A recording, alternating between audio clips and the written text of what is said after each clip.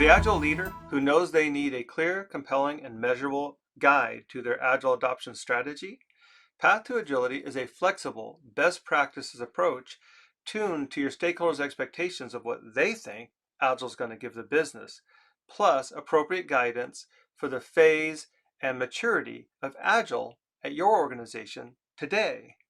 Unlike overly prescriptive, heavyweight frameworks, Path to Agility suggests only what is needed at the time that is needed, at the team level, team of teams level, or at the leadership and organization level.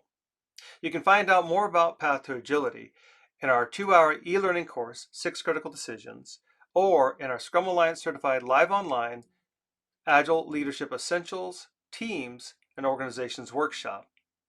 Hope to see you there.